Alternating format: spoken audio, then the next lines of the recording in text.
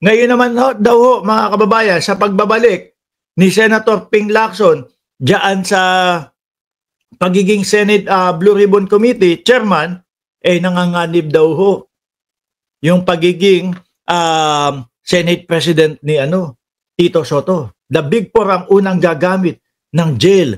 Buena mano. Sino ba ang The Big Four?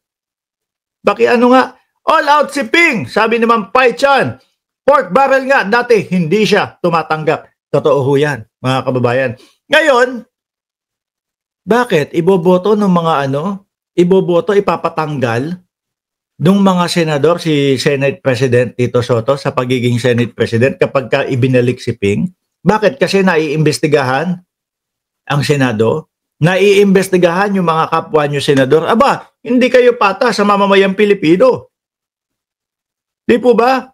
Puro lang kayo isalba yung inyong mga kasamahan dyan sa Senado kung ganyan ang gagawin ninyo. Dahil ang mamamayang Pilipino ho, mga kababayan, humahanga dito sa dalawa. Kay Senate President at kay Panfilo Lacson ho na pro tempore. May posibilidad na mawala ang suporta ng mayorya. Gayon din ang posisyon ni Senate President Vicente Soto III kung babalik si Senate President pro tempore Panfilo Lacson bilang chairman ng Senate Blue Ribbon Committee. Bakit? Para ipagtanggol yung mga kapwa ninyo senador, mga kaibigan nyo, mga senador dyan, kaya ganyan ang gagawin ninyo? Ipatanggal, regodon na naman na regodon? Ano yun? Para na lang kayo sa mga kapwa nyo senador. Kaya nga ho ako, mga bossing Chief Amo, sir, no? Ewan ko kung magagalit kayo sa akin, pero ako ho, masaya ako sa regodon nitong mga ito. Masaya ako doon sa pag-aaway-away o kaguluhan ng mga ito, mga bossing. Bakit to? Lagi kong ine-explain sa inyo, no? Yan, galit yung mga senador doon sa mga congressman. Ilalantad ng mga senador, yung mga congressman na mga magnanakaw sa gobyerno. Ganon din po yung mga congressman, galit naman sa mga senador. Ilalantad naman ng mga congressman yung mga senador with matching mga ebidensya. Sino po ang panalo dito? Mamamayang Pilipino. Kasi nalalaman po natin kung sino-sino yung mga magnanakaw sa gobyerno natin. At diyan, yung ipinatayo ho na kulungan, mapuno sila diyan. Tapos tayo naman mga boss Chief Amo, sir, mamimili ulit tayo nung mga karapat-dapat. Di ba, Ma'am Virgie Badiola at Michael Fulay? Shout out, Fulay family. Mamimili ulit tayo nung mga karapat-dapat na at mapagkakatiwalaan natin na mga uupo po sa mga posisyon na kanilang mababakante. No? Kesa naman po, tahimik, Kongreso, Senado, tahimik, walang mga pag-aaway, walang mga kaguluhan ganyan. Yung pala, bilyon-bilyon na po ang ninanakaw sa atin kada taon. Trilyon ang ninanakaw sa atin kada taon. Tayo ang kawawa doon. Hayaan natin sila na mag-anuhan dyan, na magkagulo sila dyan.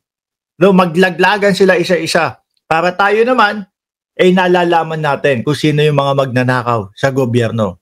Tuloy, ayon kay Lacson, noong banggitin ni Soto ang ideya na ibalik sa kanya ang chairmanship ng Blue Ribbon Committee, sinabi umano na dapat maghanda sila sa kahihinatnan ng aksyon at desisyon na ito. Biruin nyo yan? I have actually discussed this scenario with SP Soto when he broached the idea of giving back the BRC chairmanship to me, that if I am elected again to head the committee, we should be ready for any all consequences and action and decision, including the losing of some members of the majority bloc and consequently his Senate presidency. Ano naman? Di ba? Kung para sa bayan naman ang mangyayari. Nagtatakipan ho kasi, mga kababayan. Sa Senado ang pinakabulok sa tingin ko, mga boss Chief Amo, sir. Senado ang pinakabulok. Ayan po, binabalandra na nila sa ating mga sa ating mga mukha na sila ay magkakakampi.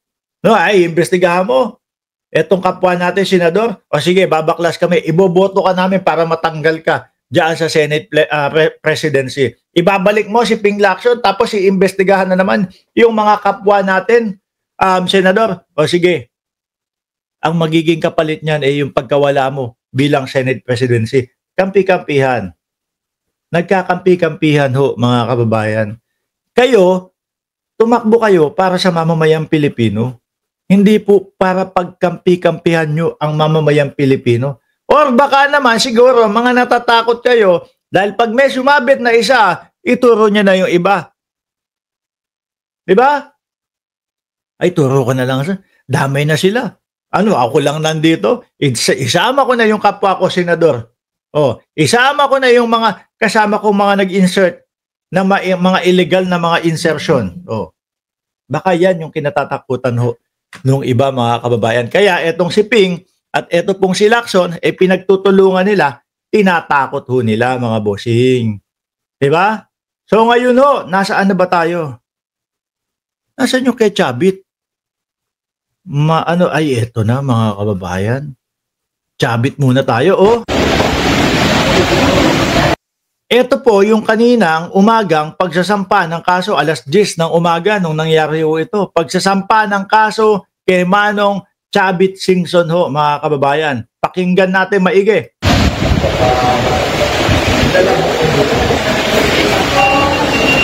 Biruin nyo ho, dekada-dekada ang tumakbo. Wala pong makagalaw dito kay Chavit Singson. Ngayon ho, yan.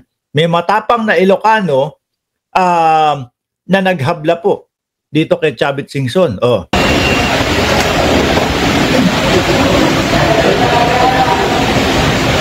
Ano, attorney, isang question lang. Anong pakiramdam mo ngayong umaga? Maligaya. Finally. Palagay ko po, maraming Pilipino, milyon-milyon magiging maligaya ngayong umaga. Tama ho ba ako? Ito yung kauna-unahan, no?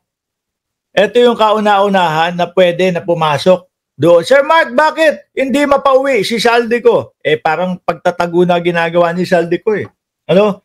Biruin nyo ho, pati po si Congressman Martin Romualdez. Binitawan niya yung kanyang posisyon bilang House Speaker. No? Dahil po ang sabi niya ganun eh. Hindi ko mapauwi si Saldico eh, no? Ako ang isa sa laging sumisigaw na umuwi si Saldico at ipaliwanag lahat 'yan. Oh.